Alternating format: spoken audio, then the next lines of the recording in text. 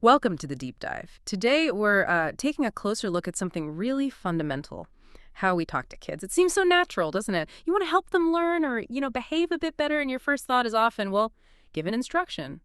Or maybe ask some questions, point out a mistake. We do it all the time, and usually, yeah, with the best of intentions. But here's the really interesting part. There's some cutting-edge research showing that these common ways of talking, if we overuse them, they can actually backfire. They might not be helping children develop the way we hope they would. Exactly. And that's really our mission for this deep dive. We want to explore the research behind why things like commands or negative talk or just too many questions can sometimes make things harder for kids. And crucially, we'll look at what the science suggests actually works better. We're drawing on some really insightful stuff from developmental psychology, even neuroscience. Yeah, get ready because some of this might surprise you.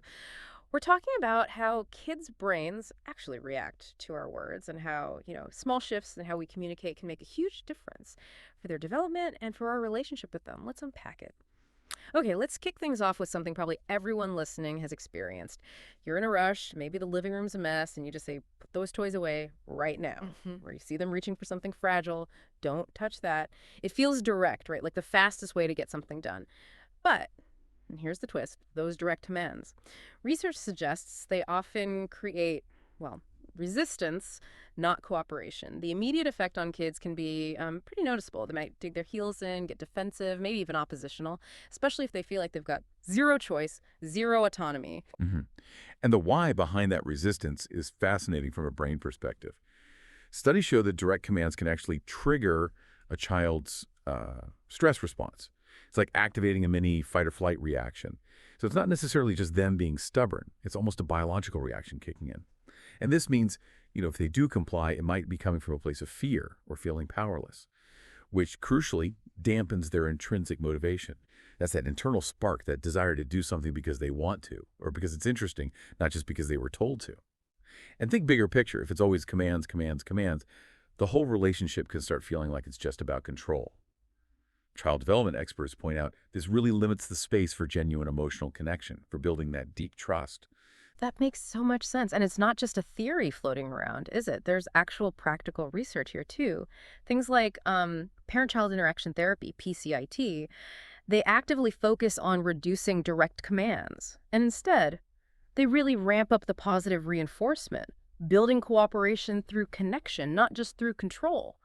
The results they see are, well, pretty compelling. Right, the PCIT work really underlines how connection trumps control. And that brings us right into the next area, another communication pattern that, again, we often use with good intentions, but it can really chip away at a child's self-esteem and their ability to learn. That's negative talk. The kind of phrases, why are you acting like that? Or maybe even just, you're being bad. We might think we're correcting behavior, but the message a child often receives is, well, it's damaging. It can feel like their behavior, this one action, defines their whole worth. And over time, that can really hurt their sense of self. Oh, absolutely. And the neurological impact is quite stark. Negative language, like criticism or shaming, it basically lights up the brain's threat detection system. We're talking about the amygdala here.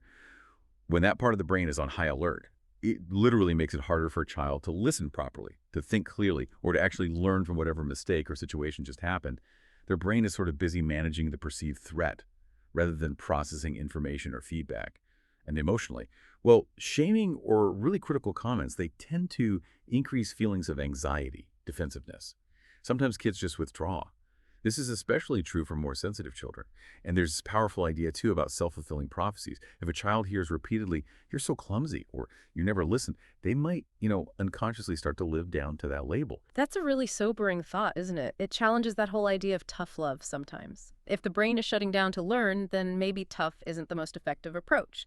And the flip side is also true. Research consistently shows positive communication does the opposite. It fosters better emotional regulation, better behavior, even helps academically. Neuroscience backs this up too. Brains, especially developing brains, just respond way better to encouragement, to feeling safe, than they do to criticism.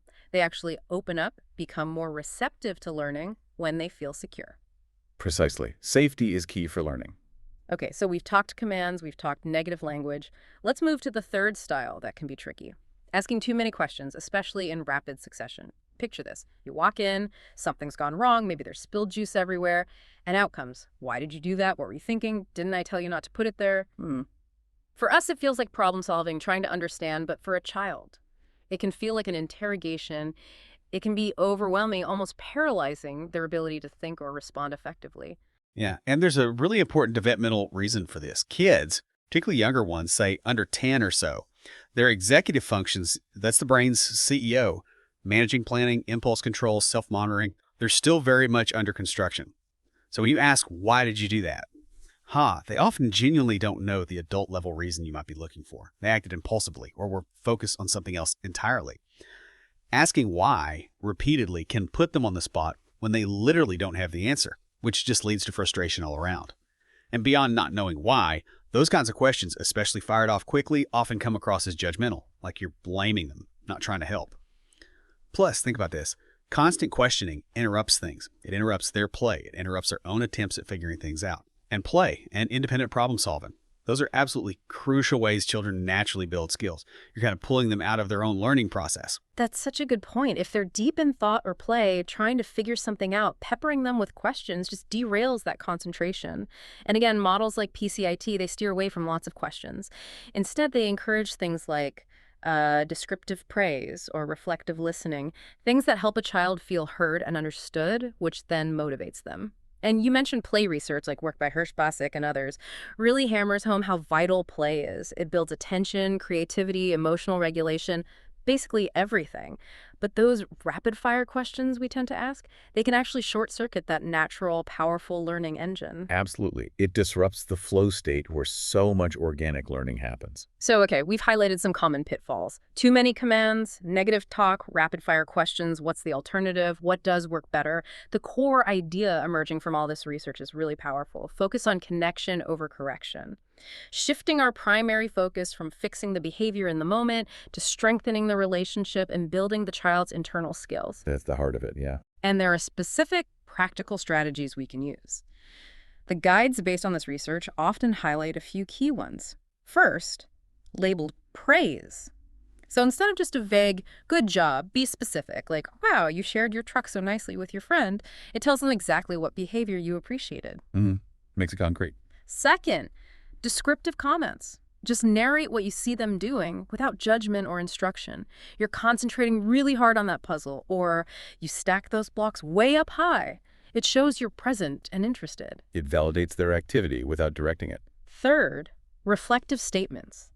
This is about tuning into their feelings. You seem really frustrated that tower keeps falling down, or you're so excited about going to the park. It helps them feel understood and builds their emotional vocabulary. Huge for emotional intelligence, that one. And finally, a big one, choices instead of commands. Instead of clean up now, try, okay, time to tidy up. Do you want to start with the books or the stuffed animals first?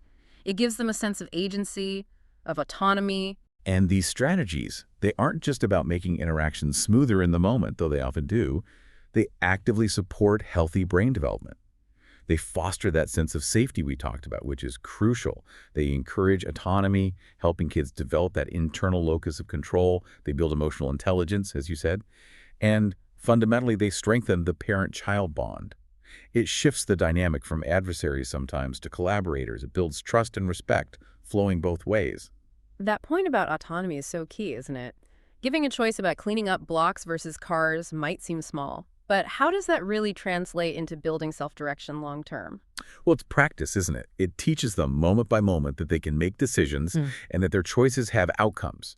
It moves them from just passively following orders to actively participating. It's like building a muscle. Small choices lay the groundwork for managing bigger, more complex decisions later on. It fosters that internal sense of capability. Yeah, that makes perfect sense. They become active agents in their own lives, step by step. Exactly. And it also supports what we call co-regulation. That's where the adult helps the child manage big emotions or challenging behaviors in a supportive way. You're basically lending them your calm, your prefrontal cortex, until theirs is more developed. These connection-focused strategies are perfect for that. They help you stay connected while guiding them. Okay, so wrapping this all up, what's the big takeaway for you listening right now? The overarching message seems really clear. Kids don't just behave better, they actually thrive emotionally, developmentally, in environments where they feel safe, seen, respected, and capable. And consciously choosing to reduce commands, cut back on the negative talk, and maybe ask fewer rapid-fire why questions. That directly helps build those feelings. It promotes skill development, better emotional regulation, and that secure attachment that's so foundational. It really is about a shift in focus, moving away from just managing surface behavior towards building something much deeper. When you prioritize connection, when you offer consistent encouragement, when you practice that co-regulation, you're laying down this incredibly strong foundation for your child to grow into the resilient, capable person you know they can be. So here's a final thought to leave you with. If you were to pick just one of these connection-focused strategies, maybe labeled praise or offering more choices, and really practice it this week, what kind of shift do you imagine that might create? Not just for your child, but think about the ripple effect. How might it change the feeling in your home, the dynamic within the whole family? Something to consider.